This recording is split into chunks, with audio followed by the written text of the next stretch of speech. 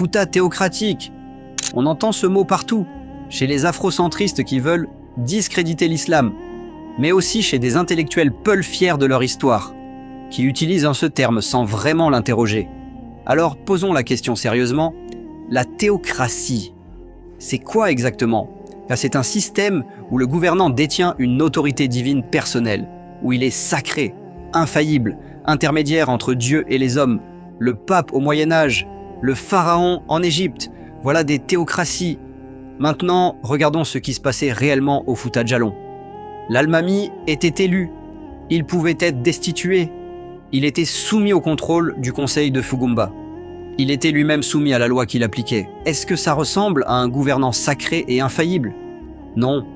Ce que l'imamat du Fouta Djallon a mis en place, c'est une nomocratie, un gouvernement par la loi, pas par un homme divin. La source de la légitimité était islamique.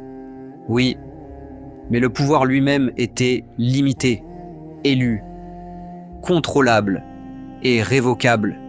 Et si on cherche la vraie théocratie en Afrique de l'Ouest avant l'islam, on la trouve dans les chefferies animistes, où le chef était réellement sacré, intermédiaire avec les ancêtres, détenteur de pouvoirs mystiques, irresponsable devant quiconque. L'islam n'a pas apporté la théocratie en Afrique, il l'a détruite.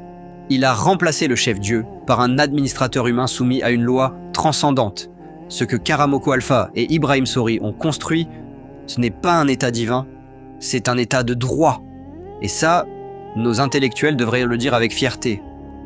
Pas l'effacer derrière un mot emprunté aux historiens occidentaux, qui ne comprenaient pas ce qu'ils voyaient.